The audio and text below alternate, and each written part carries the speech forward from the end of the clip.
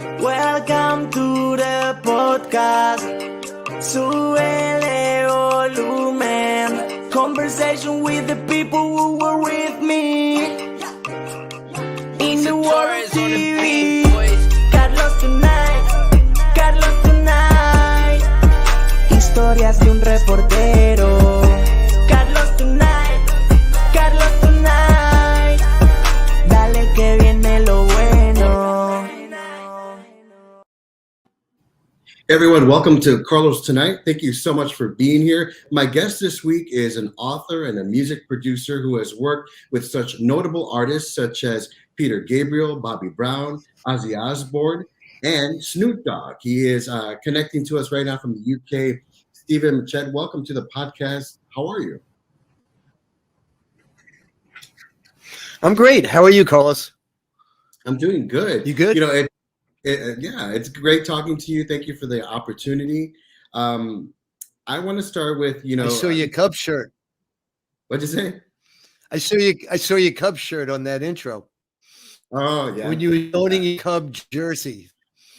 It's funny because I was in San Diego promoting the All-Star game, and then I had to go connect with my Chicago Cubs because that's where I grew up. So Yeah.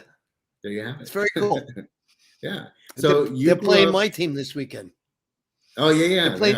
They're playing the Yankees. But anyway, back to the podcast. I'm ready. All right. So you grew up surrounded by music. Your father was a entertainment lawyer and represented artists such as Phil Spector and the Rolling Stones. How much of an influence did he have on your career and the man you are today? A lot. But for that, I would have taken a different path. I was like born into it and I had no choice. And all my father would tell me is while I was venturing in, I wanted to go into politics in Tennessee. I went to law school at Vanderbilt and I was setting it up to do that. And when he realized I was serious, he's like, you're not doing that. And he got me involved in Charlie Daniels, the management. He got me involved in Capricorn Records, and with Phil Walden, I ended up involved with the Jimmy Carter election campaign. It's funny, I was a Tennessee delegate for Jimmy Carter back in '76, and they made me a Cherokee Indian delegate because they didn't have any when they were making things politically correct. Right. And I could pass for an Indian. I could pass for a lot of different beans, right? Right. But it had a lot of influence. That's great. Tell us about your role in helping nourish these artists that I mentioned earlier. I use baseball as my example. You know, there's 9 positions, but you need a team win. You have the greatest home run hitter, and very rarely does it ever have a championship team. So what I did is I end up seeing the team, and when I was able to gain people's full trust, I become like the manager, and I plug myself in where there's an opening, where someone's injured, someone's hurt. I know all the avenues of marketing and promotion, publicity. I love music. I hear things. I see things. I know how to communicate, I believe. And I could sit and one thing I could definitely do is I could pump you up to get you to try to go through that wall.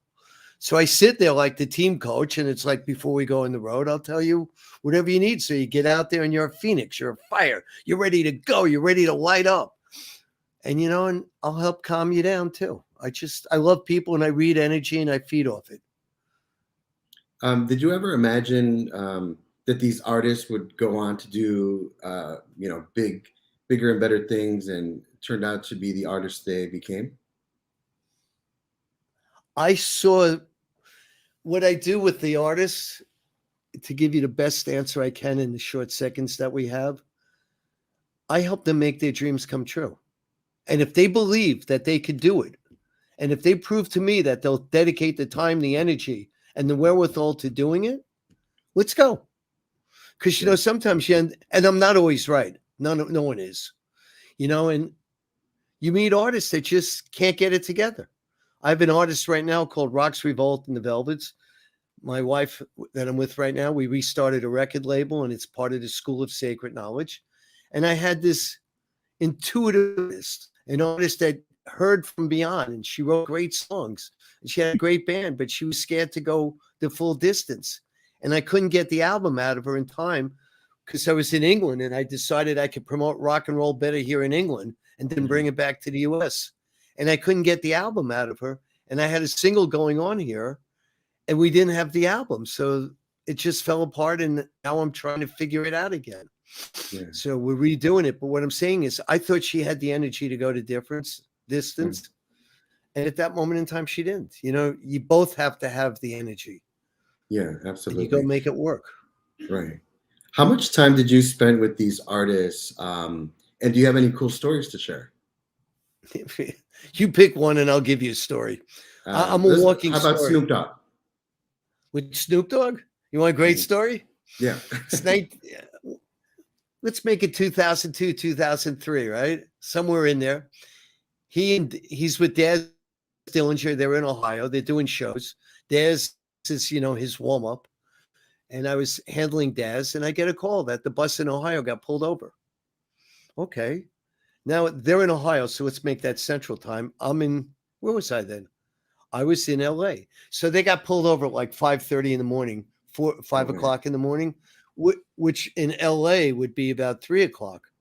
So I answered the phone and I'm like, what's up, man? We need you. I go, what do you need me for?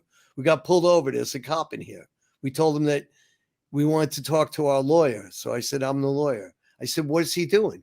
He says, he pulled us over and we have pot on the bus. And I'm like, he's surprised. So they said to me, I said, put him on the phone. He said, hi. He said, I'm Steven Machat. I said, what are you doing? He says, your group here has some marijuana. I said, you mean pot? He said, yeah. I said, okay. And I said, how can I help you? He said, that's illegal. So I said to him, are you a parent? He goes, what's that to you? I said, it's important for a minute. He said, yeah. And I said to him, do you have kids? He goes, yeah. I said, so what are you going to do? You're going to arrest that band, Snoop Dogg and the Dog Pound, because they were in tour. Corrupt was with them too. And I'm like, you're going to arrest them for having pot? Everyone knows they have pot. And he says to me, well, I said, no, listen to me. If you think it's a crime for them to have the pot, take the pot, get yourself some autographs, throw it away, and go home to your family. Why would you want to sit and waste 7-8 hours arresting a guy that I'll bail out of jail? Take away what you think is wrong and then move on. And I'll have them sign an autograph or two for you. That's what happened. Wow. Do you have a favorite artist that you've worked with? I've done this since, say, 1972. Yeah. And, it's like you're a Cub fan. Who's your favorite Cub? Right? I'm using people because we have it in common. You can't answer me. I don't know. You love them all. So what you do is like, am I right? My favorite Cub was Ernie Banks. Ernie Banks. I mean, I loved him. I'm older. It's like, okay, Ernie Banks, hey, can we play two? But it depends. The 70s, I had one. The 80s, I had one. The 90s, I had one. The zeros, I had one. Today, I have one. Tomorrow, I may have none. But I love people. And if I could create energy with you, I'm all smiles. And if our energy blows up in our face, so be it. How does it feel knowing that you had, a part of these artists' success? The artist success gave me the success to become the man I am, because I've had many a miss, and a lot of times things went wrong, things that I just couldn't stop. Like when Randy Rhoads died in the airplane with Ozzy Osbourne, I had nothing to do with it, but I knew what they were doing. Yeah. So how do I stop it? And then the worst story I could possibly give anyone is my son was managing Young Lean, and I'll teach all your listeners something. Even though people speak English to you and we're speaking English, that's your native language. That's my native language. What does that mean? That means you and I think in English. Young Lean was from Sweden. The band was from Sweden. My son was young. And we had a co-manager who was Swedish, who was able to communicate with them. And Young Lean got sky high on drugs that the Swedish man bought him that we didn't know about. And what happened is he went crazy. And all of a sudden, when he went crazy, my son just didn't know what to do. And he panicked and he drove himself to his death. And it's like, I didn't know what to do. But all I did know what to do was to help everybody else. because what just happened to me, it happened to me. Now what am I going to do? I'll figure it out. I've got to get beyond that. I just got to suck it in and help everyone out that I can, because I'm the elder, and it's a horrible thing. Absolutely. Uncertain death, and to go bury your son. My son was burnt alive, they then take he didn't have a choice. I mean, I have a choice. Am I cremating my son or am I burying my son, Right. So I cremated him. I tried to learn how to heal. Mhm. And I And can imagine, it's imagine that you're still in the process of healing, right? you never stop. Yeah. But I'll tell your audience a funny story. It's a nice story. It's a sweet story.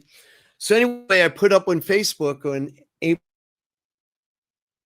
2015 that my son is hovering around us. And unfortunately, he passed in a rock and roll accident. And a woman named Debbie, she saw it. I've known her since 1964. And we graduated high school together in 1970. And so I didn't speak to her again until I got that message from her. And all I knew about her was she was a young running around with a guitar, singing Jesse Collin Young songs. And it was cute. She was cute. So anyway, I respond to her, and she sent me a message. And she said to me, my son died, and I understand what you're going through.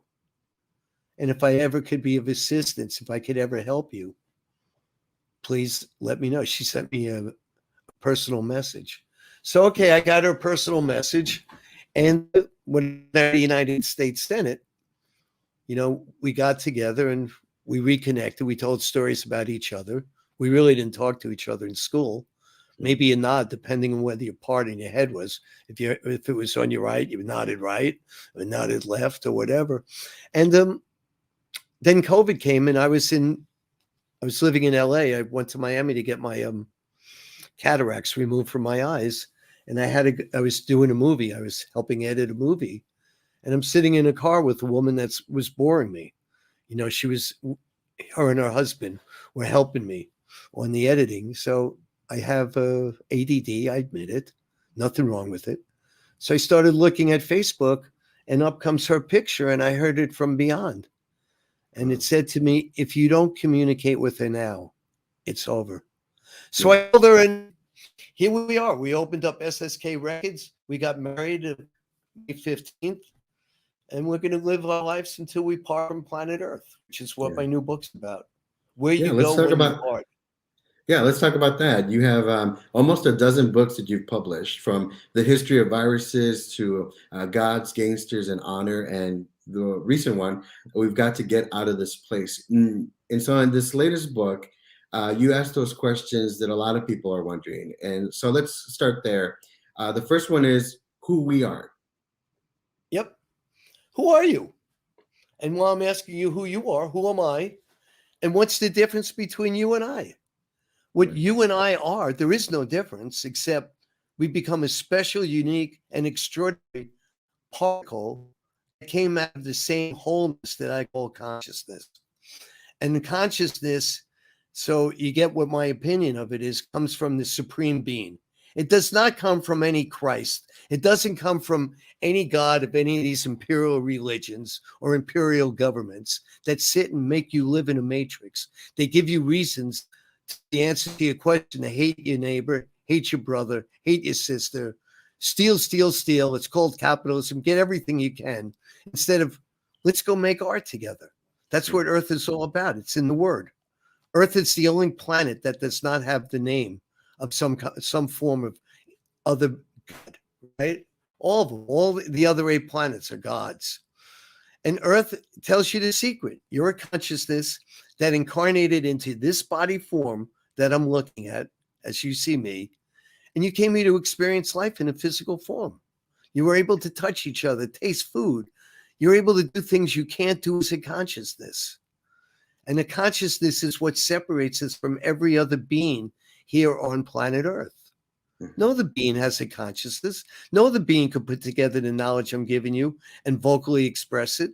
Although I do believe, and in my school of sacred knowledge, species and talk to each other. So one of the lectures that we give there is, I have a friend that he made music with me, Steve Scully, and we put out the Singing Life of Plants. And what we did with it is we recorded the plants talking to each other, making noise underground that you and I can't hear. And it's a fascinating thing, and it's probably the most meditative music I've ever made. I think the one that touches me the most is the question, why are we here? Do you get that? Why are we here? Yeah. That's been my, okay, you wake up, you're looking at yourself, you look in the mirror and you go, why am I here? What am I here to do? Well, you're here to figure out why you wanted to be here. Once while traveling across a space being made out of a matrix where there's gravity and you're being pulled down, you're being pulled out of the other side, and you're being pulled into this matrix called our universe in planet Earth.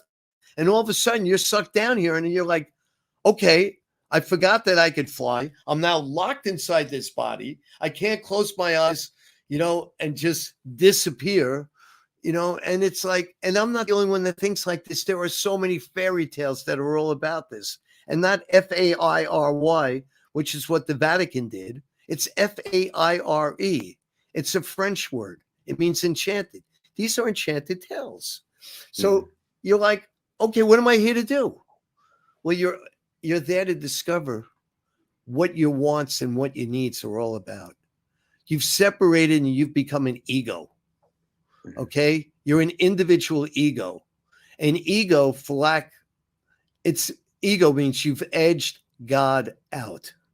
You've edged out the supreme being, and you want to have a solo life where you come here to live and be God. Now, most people can't do it. So what they do is they come here and live and become sheep. They work for somebody else. They will be, instead of living their destiny, they will live and become someone's fate. Their fate is to live someone's destiny. And then what happens, your body decides I've had enough and it stops working. You're released from your body. And that's what I tell you in the book. And I've studied my whole life this, and I've lived, unlike, okay, I'm a United States Senate. I'm going to go visit the Ukraine. Well, what are you going to do in the Ukraine? Why are us taxpayers paying for you to go there? They don't even know the word means nowhere. It means without borders, but anyway, more importantly, I go into places and I will sit and get into your culture. I will sit and discover your version of God. I'll sit and discover the history of how this imperial government running your nation became the government it is today. And what was it yesterday? I want to know what they teach the kids. I want to know what you're going to teach your kids. I want to know what happened to love, the world that we were supposed to come into. Yeah. Because we never understood before we incarnated here that even though you and I are looking at each other, all right, and we're seeing light, and you're smiling and I'm smiling, or I'm trying to. Anyway, I'm smiling. My light, your light could be darkness to someone else. It's duality. The trick is to see and live in light, to share your truths. And if someone doesn't see your truth, get over it. Right. Don't beat them up. Yeah, don't kill them. Right. The trick in life is to create a government that support you, the people, by the people and of the people, to give you health care and welfare, not to vote them in the government so you pay taxes to give them a job so they can tell you what to do. No. Now, it's about making love. And the question of life is, what is life all about? You're going to answer is love. You're going to discover love. And love is the answer to every basically philosophical question you could get. Right. What is the love answer? Is good. Love is beautiful. Yep. The one big thing that a lot of people debate, and you mentioned this earlier, where do we go after we are released from our physical bodies at the moment of our death? What's your opinion on that? It's in my book. And I told it to you in shorthand a second ago. Okay, you're now out of body. Okay, but you're still locked into this matrix called our universe. So call whatever you want. I call it the Earth Matrix. You're here. Yeah. You're hovering around and it's like, what happened to my body? And then you're living here in a time, and it's Act 16, it's Act 15 of the new book. Act 15 is reincarnation. and I give you the stories of reincarnation as been taught by the mystics, and as much I could of the Hindu and the Buddhist thought processes that have been being built and built upon for 2,500 years. I've worked with Robert Thurman, who's basically the translator for the Dalai Lama and his Buddhist temple. I've been all over. Put out music from India and Pakistan. I got right in there. I want to know what they knew. I sat with many a yoga teachers, the elders. There's Yogi Bhajan, the Kundalini yoga, and his disciple Tej, who's my personal friend and my teacher. And I find something very interesting. Even though people know what I tell you, they're scared to believe it. Mm-hmm. Because what it is it's on you. When you get there, all I can tell you, and as simple as it sounds to you, try to forgive and just go. Your consciousness has no gravity unless you have want and a need. And if you have a want and a need, that's called karma. And if you have any gravity, you're staying right here in this dimension. And then I walk you through ancient tales, and I wrote it. I must have written it 30 times to make it so we could all understand what I like. I once put out a movie of Mickey Mantle, and he was my hero. And the reason I throw this in the middle of this is I could never understand why he didn't become a manager. And he said to me, because it comes too easy to me and I can't teach it to you. When I did a Mickey Mantle home video, the first home video ever done. And it was a baseball player. What he taught me was, if something comes easy to me, my job is to convey it to you. I need to know what you know. So in the book, I tried to break it down. I had people question me. And it's all about karma. Let go of karma. Right. And then some of us have a need to help others. That's karma. So we're going to stay here and be the elders to guide you into the shining light. And the shining light is the path back home to the supreme being, where you go rest. That is until you have a want and need. Yeah. Because it's impossible. As long as there's electricity in you, you will have a want or a need. And we're the energy. We are a consciousness, as I've been saying, and I repeat it all the time. You have cells, okay? Your cell is made up of 3 parts. You have a proton that goes right. You have an electron that goes left. And then in the middle, there's the neutron. Well, something makes that body work. There's an electrical charge that lights up your body. You know something? It's you. Carlos, it's you. It's you, the individual.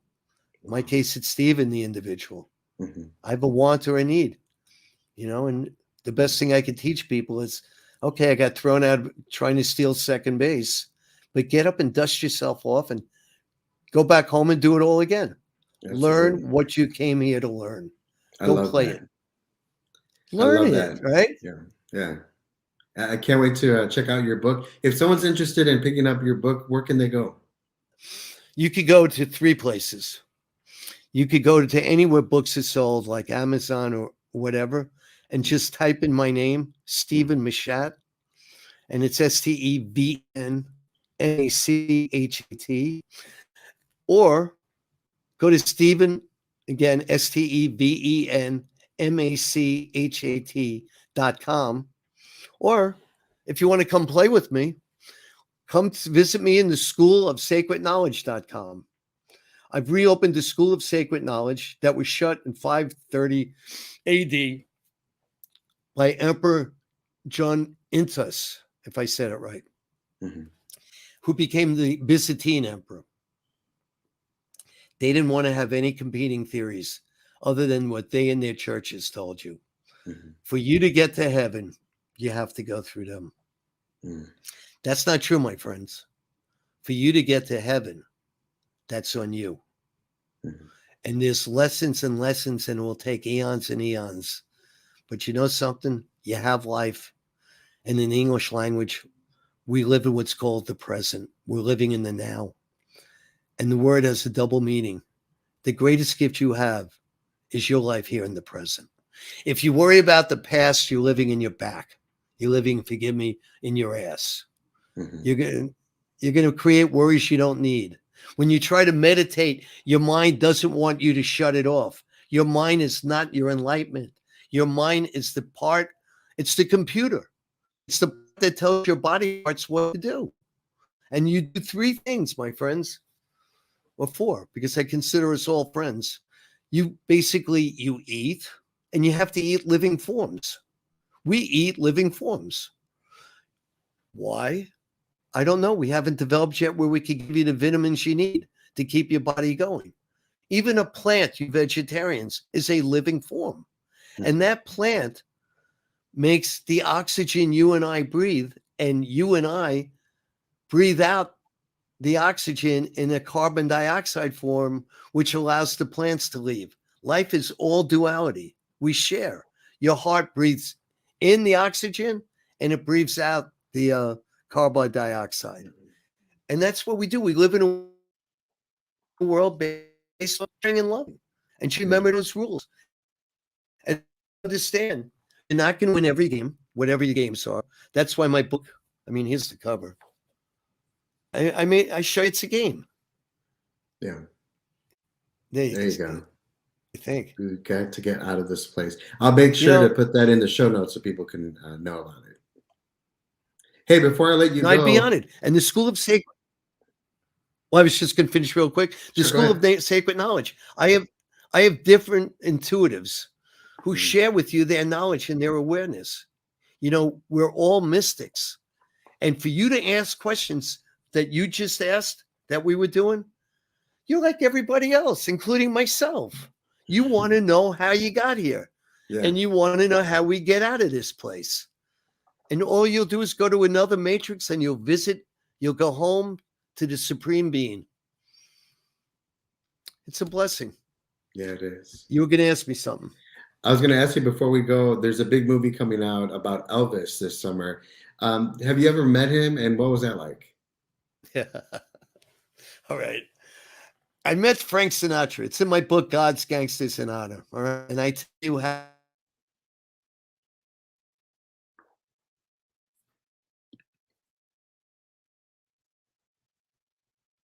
I believe you just froze. I don't know if you can hear me. But yeah, your screen froze. I'm not sure if you can still hear me or not. Yeah, I heard you. Okay. He says to me, he sees me watching football, and he says to me, is that your sport? I said, no. I said, but I love it. He says, what's your sport? I go, baseball. He says to me, what's your team? I'm going to answer your question on Elvis in a minute. Sure. Because I'm going to get you there. So he says to me, what's your team? I go to Yankees. And he goes, mine too. And my father almost had a stroke. I said to him, Mr. Sinatra, when the Yankees played the Dodgers in that World Series, you put on a Dodger hat.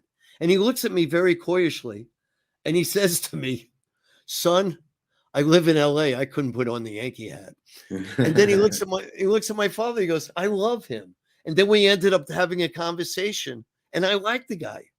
I like the guy a lot. And he's the guy that told me to go to the University of Miami, because he told me that as good looking as I am, if I go out to LA, I will never be able to afford the girl or to make the girl. And he looks at my dad. He goes, am I right?